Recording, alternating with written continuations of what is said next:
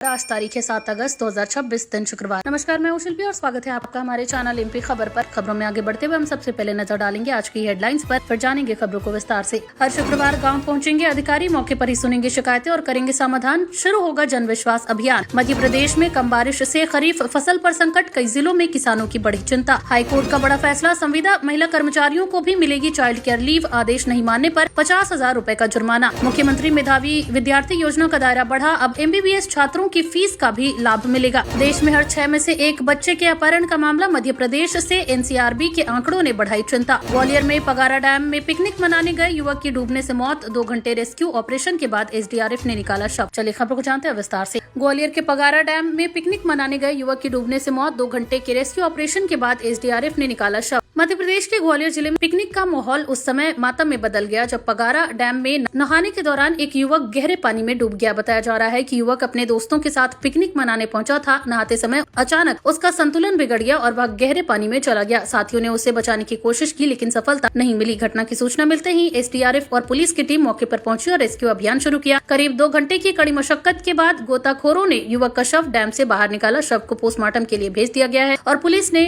मर्ग कायम कर जाँच शुरू कर दी है। देश में हर 6 में से एक बच्चे के अपहरण का मामला, मध्य प्रदेश से NCRB के आंकड़ों ने बढ़ाई चिंता। मध्य प्रदेश में बच्चों की सुरक्षा को लेकर एक बार फिर गंभीर सवाल खड़े हो गए हैं। हाल ही में सामने आए राष्ट्रीय अपराध रिकॉर्ड ब्यूरो यानी NCRB के आंकड़ों के अनुसार देश में दर्ज हर 6 बच्चे के अपहरण के मामलों में से एक मामला मध्य प्रदेश से संबंधित है। रिपोर्ट के मुताबिक राज्य में हर साल बड़ी संख्या में बच्चों के लापता होने और अपहरण के मामले दर्ज हो रहे हैं। विशेषज्ञों का कहना है कि इसमें कई मामले मानव तस्करी, बाल श्रम, जबरन विवाह और अन्य आपराधिक गतिविधियों की आशंका भी रहती है। हालांकि पुलिस का दावा है कि अधिकांश बच्चों को तलाश कर सुरक्षित परिजनों तक पहुंचा दिया जाता है, लेकिन लगातार बढ़ते मामलों ने चिंता बढ़ा दी है। मध्य प्रदेश कांग्रेस में बड़ा संगठनात्मक बदलाव, अवधेश नायक बने प्रदेश महासचिव। दतिया उपचुनाव में निभाई थी अहम भूमिका। मध्य प्रदेश कांग्रेस ने संगठन को मजबूत करने की दिशा में बड़ा फैसला लेते हुए अवधेश नायक को प्रदेश महासचिव नियुक्त किया है। पार्टी नेतृत्व का मानना है कि संगठन में उनके लंबे अनुभव और सक्रिय भूमिका को देखते हुए उन्हें ये महत्वपूर्ण जिम्मेदारी सौंपी गई है। अवधेश नायक ने हाल ही में दतिया उपचुनाव के दौरान पार्टी की रणनीति और चुनावी प्रबंधन में महत्वपूर्ण भूमिका निभाई थी। कांग्रेस का कहना है कि आने वाले समय में संगठन को बूथ स्तर तक मजबूत करने और कार्यकर्ताओं के बीच बेहतर समन्वय स्थापित करने पर विशेष जोर दिया जाएगा। मुख्यमंत्री मेधावी विद्यार्थी योजना का दायरा बढ़ा, अब MBBS छात्रों की फीस का लाभ भी मिलेगा।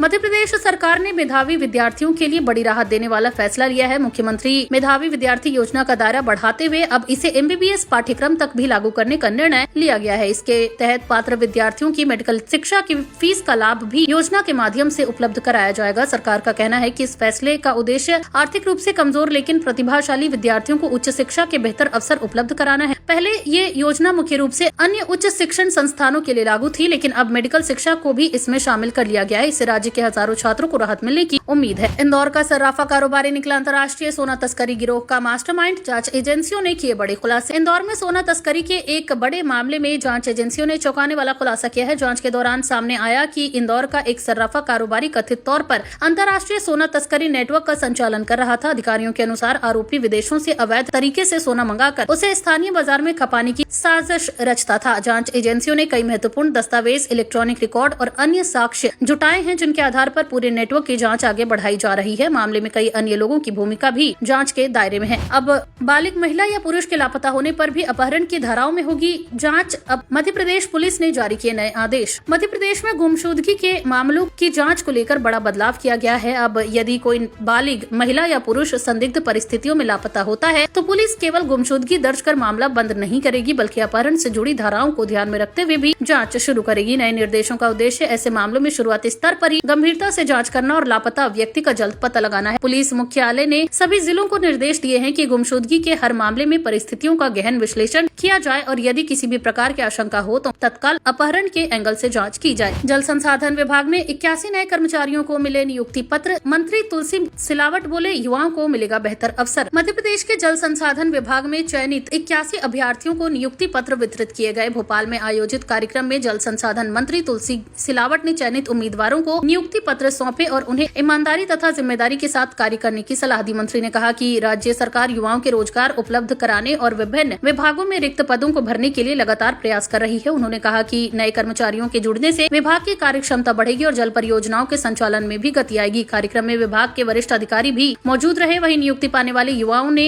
इसे अपने जीवन का महत्वपूर्ण अवसर बताते हुए सरकार का आभार व्यक्त किया। मध्य प्रदेश में कम बारिश से खरीफ फसल पर संकट, कई जिलों में किसानों की बढ़ी चिंता। मध्य प्रदेश में इस बार सामान्य से कम बारिश होने का असर अब खरीफ फसलों पर दिखाई देने लगा है। राज्य के कई जिलों में पर्याप्त वर्षा नहीं होने से सोयाबीन, धान, मक्का और अन्य खरीफ फसलें प्रभावित होने लगी हैं। कृषि विशेषज्ञों का कहना है कि यदि जल्द ही अच्छी बारिश नहीं हुई तो उत्पादन पर असर पड़ सकता है। कई इलाकों में किसानों ने दोबारा बुआई की संभावना जताई है। कृषि विभाग लगातार हालात पर नजर बनाए हुए और जिलों से फसलों की स्थिति की रिपोर्ट मांगी जा रही है। मौसम विभाग के अनुसार आने वाले कुछ दिनों में कुछ क्षेत्रों में बारिश की संभावना है, जिससे किसानों को राहत मिल सकती है। भोपाल के कोलार फिल्टर प्लांट को मिलेगा स्थायी बैकअप। 10 करोड़ रुपए की लागत से बनेगी नई व्यवस्था। भोपाल शहर की पेयजल व्यवस्था को अधिक भरोसेमंद बनाने के लिए नगर निगम ने बड़ा निर्णय लिया है। कोलार फिल्टर प्लांट के लिए करीब 10 करोड़ रुपए की लागत से स्थायी बैकअप सिस्टम तैयार किया जाएगा। अधिकारियों के अनुसार फिल्टर प्लांट में किसी तकनीकी खराबी या बिजली आपूर्ति बाधित होने की स्थिति में भी शहर की जल आपूर्ति प्रभावित न हो, इसके लिए ये नई व्यवस्था विकसित की जाएगी। वर्तमान में किसी बड़ी तकनीकी समस्या आने पर कई इलाकों में पानी की सप्लाई प्रभावित हो जाती है। नई परियोजना पूरी होने के बाद ऐसी स्थिति से काफी हद तक बचा जा सकेगा। वहीं नगर निगम का कहना है कि इससे लाखों नागरिकों को नियमित और निर्बाध पेयजल आपूर्ति सुनिश्चित करने में मदद मिलेगी। परियोजना पर जल्द काम शुरू होने की उम्मीद है और इसे तय समय सीमा में पूरा करने का लक्ष्य रखा गया है। हाईकोर्ट का बड़ा फैसला, संविदा महिला कर्मचारियों को भी मिलेगी चाइल्ड केयर लीव। आदेश नहीं मानने पर 50,000 रुपए का जुर्माना। मध्य प्रदेश हाईकोर्ट ने संविदा